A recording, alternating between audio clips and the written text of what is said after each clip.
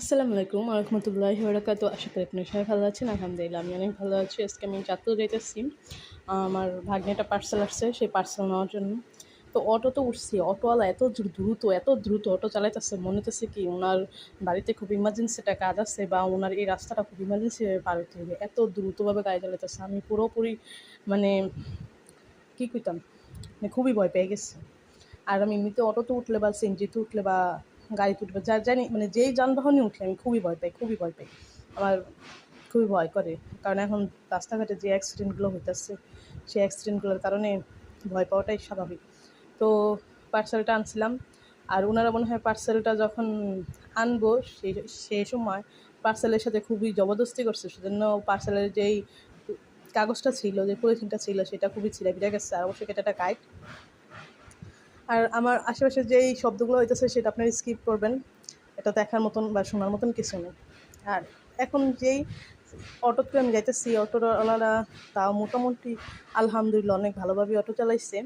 তো এখন আমি বাসায় আসছি। বাসায় আসার পরে যে ক্যালকুলেটর, গাইড এগুলোকে আমি আনছি। পার্সেল আইটা আমার আপু কুরিয়ার সার্ভিসে করে দিচ্ছে। আগে একটা ক্যালকুলেটর নিয়েছিলাম, সেই ক্যালকুলেটরটা এত বাজে ছিল, একদিনও ব্যবহার করা যায় না। ক্যালকুলেটরটা ওটা 1500 টাকা নিয়েছিল, এটাও দামও 1500 টাকা। তো এটা এখন দেখি, এটা মাত্র তো আনা হয়েছে, এখনও ব্যবহার করা হয়নি, দেখা যাক ভালো হয় কি না।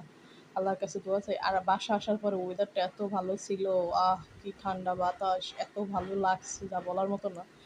আর সেজন্য আমরা সাদেরপুর উঠছি। সাদেরপুর উঠার ভিউটা একটু উপভোগ করলাম। তো সাদেরপুর ওঠার পরে এই যে আমাদের যে গাছটা, যে দেখছেন ভাঙ্গা, এটা আমাদের ঈদের আগে যখন বৃষ্টি হয়েছিল, সেই বৃষ্টিতে পুরা এই উপরে যে মগ ডাল বলে বা যাই বলে, এটা পুরাটা ভাঙ্গা আমাকে সাদেরপুর পড়ছে। তো বৃষ্টি হইব আর আমরা ছাদে মানে বিলে আসবো না বা ছাদে উঠবো না, এটা হইতেই পারে না। হ্যাঁ, আমাদের বিল্ডিং এখনো কমপ্লিট করা হয় নাই, তাই আমাদের ছাদে উঠলে মুইতে উঠা লাগে। আর বিলে তার মুইটই দিয়ে আসা লাগে না, তাই না? বিলে তো এমনিতেই আসা লাগে না। বিলের ভিউটা অসাধারণ, অনেক সুন্দর। আল্লাহ, মোবাইলে যতটুকু না সুন্দর, বাস্তবে তার চেয়ে অনেক সুন্দর। আর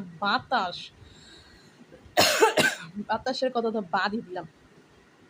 এত সুন্দর বাতাস, মানে কলিজাটা একদম ঠান্ডা হয়ে যায়, একদম শীতল হয়ে যায়। অনেক সুন্দর। যারা দেশগ্রামে থাকে তারা এই জিনিসটা উপভোগ করতে পারে, কিন্তু যারা ঢাকা শহরে থাকে তারা এটা উপভোগ করতে পারে না। এত সুন্দর একটা ভিউ, এত সুন্দরের বাতাস, ঠান্ডা, মনে কি যে একদম মানে এসির বাতাস, মানে এটা তো শুধু ঠান্ডা, এটা তো কোনো উষ্ণ করে না এসির বাতাসটা, কিন্তু এই বাতাস